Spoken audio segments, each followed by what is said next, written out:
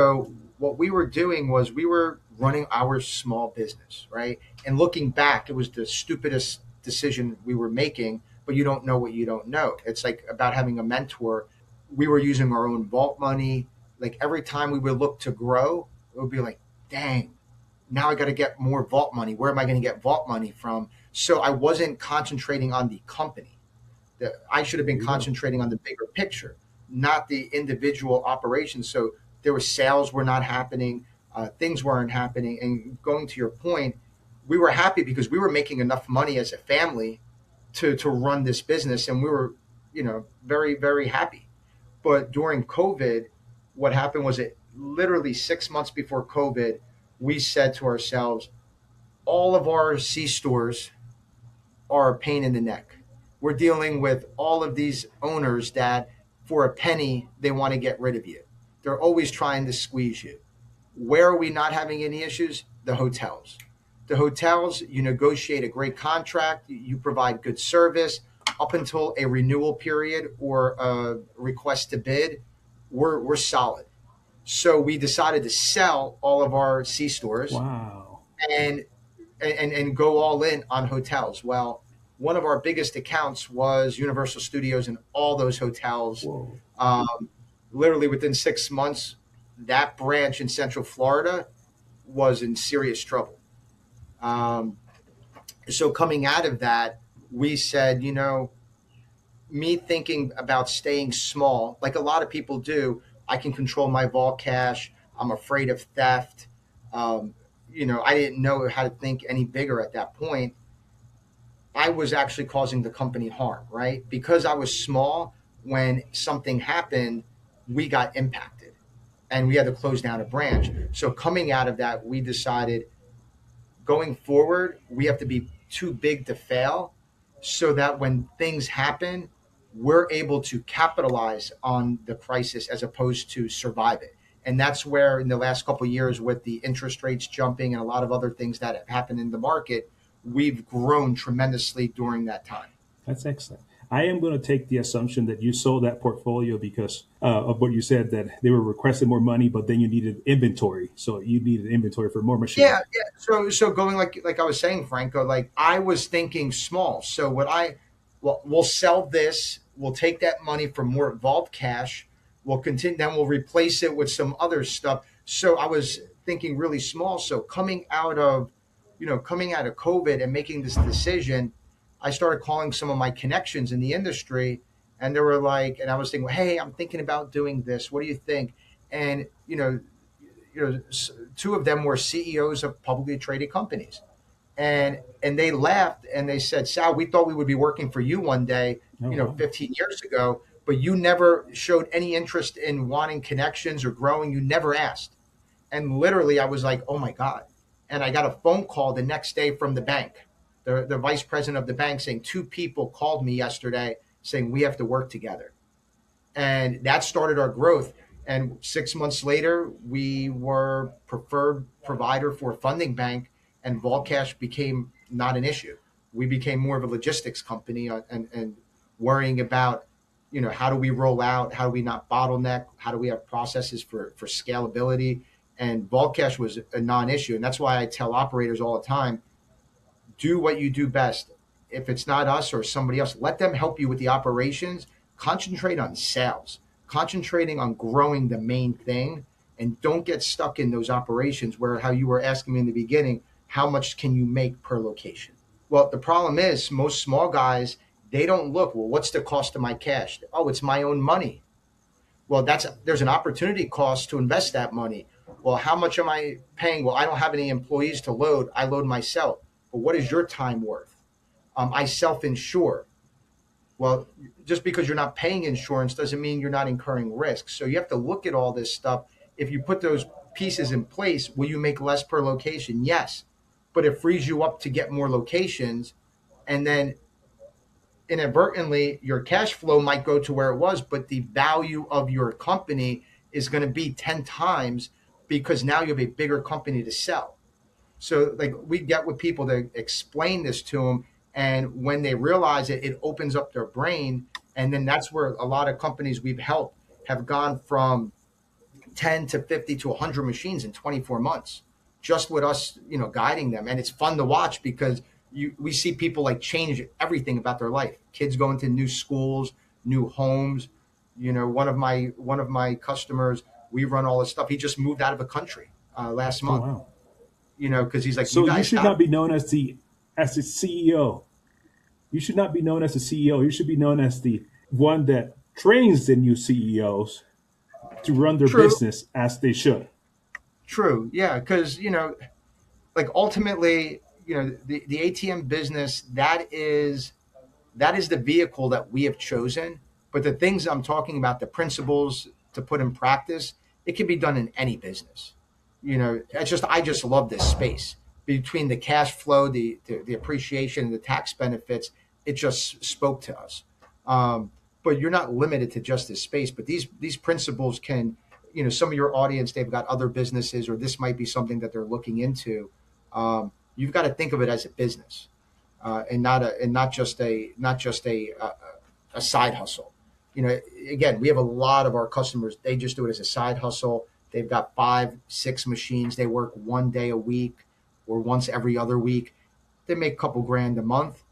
Again, they've got a new vehicle because of it. Their kid goes to a better school district. So even as a side hustle, we've seen it affect people's lives. Just to retract a little bit or rewind a little bit. Before COVID, was it just you, or did you had employees? No, there was about 6 of us. Oh wow! So it was a For, big switch then after COVID.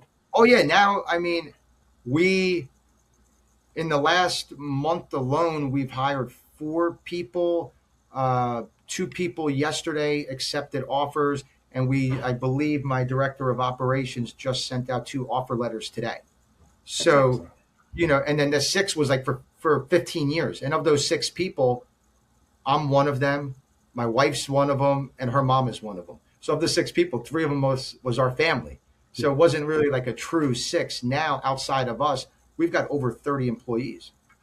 that's excellent. That's what is needed when you run 8,000 machines. So that's Exactly. pretty cool. Let's talk a little bit about placement and strategies and partnerships. What do you look for when choosing a location for an ATM placement? Yeah. So, you know, one thing we look at is we always are thinking about, the exit, right? Um, And to me, what's more important is that you're doing it properly. Like I've listened, you're great, by the way. I've Mhm. listened to several of your interviews. I think you're adding a lot of value for the space. And then I've listened to a lot of your guests. Some things they say I agree with, some things I don't.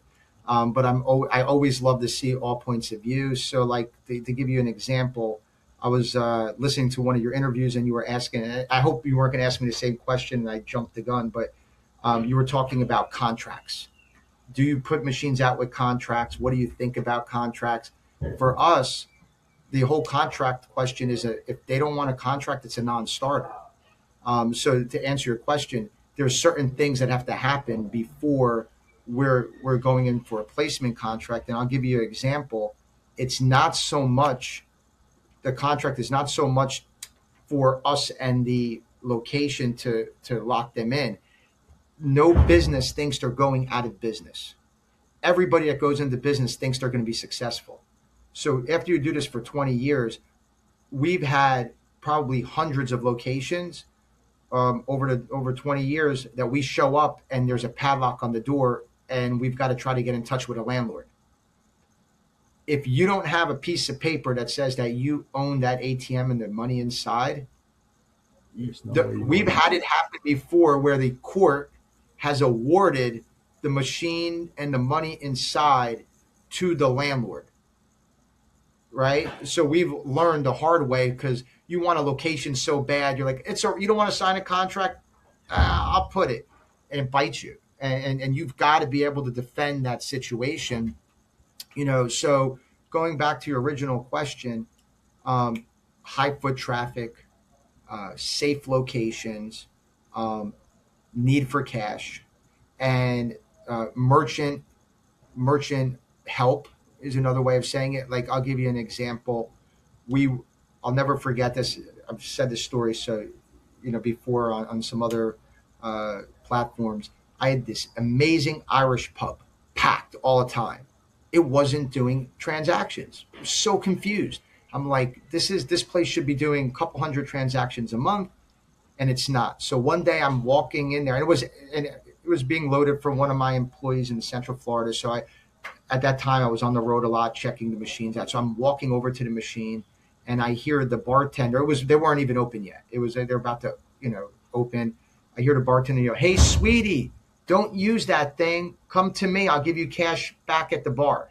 Oh, oh, So it hit me. The bartenders were telling the people not to use the machine. They were doing cash back at the bar so they can get better tips, I'm assuming. But we were not aligned. The merchant and the ATM provider are not aligned. So it doesn't matter how great a location is if they're telling people not to use the machine. And the same way, like I've had a sub shop before, which they shouldn't have done a lot of transactions, but he was cash only, and we're doing 300-400 transactions. I've got a couple of them still doing 300-400 transactions a month, and tiny little places. So that's where as a ATM operator, as you're looking for placement, you've got to look for those things, and be willing to. I call it pull them when they're not doing good. We see so many people, they leave them there for way longer than they should. We have those talks, like the same way I'm with that location. We talk to the merchant. This is what we're observing. We're not talking about the fact that it says they can't do cash back in our contract. We're telling them that if you need the ATM, then you need the ATM. If you want to incur the extra cost of the cash back, we understand, but you don't, you can't have both. Otherwise, we are going to have to charge you. And we have some places we charge them a monthly fee for the ATM because the volume's low, and they understand they want it, as a convenience. But you've got to be able to evaluate your portfolio, get rid of the slow ones, relocate them. That's why I love it better than real estate. If you make a bad deal in real estate, you're kind of stuck with that property because you can't even sell it if you wanted to. With these, I've had machines we moved 5-6 times until you find the right home for it, and then you move on to the next. And then because we get people bring us portfolios, and there'll be 50 portfolios and 30 or 50 terminals, and 30 of them are doing 50 transactions or less. What do you do with that? We're buying that section just for the equipment value, because we're going to go ahead and pull them and relocate them. But they don't realize what a disservice they're doing to each other, to themselves, that if they would just move them around and not keep buying new machines, they could have 10 machines that are superstars.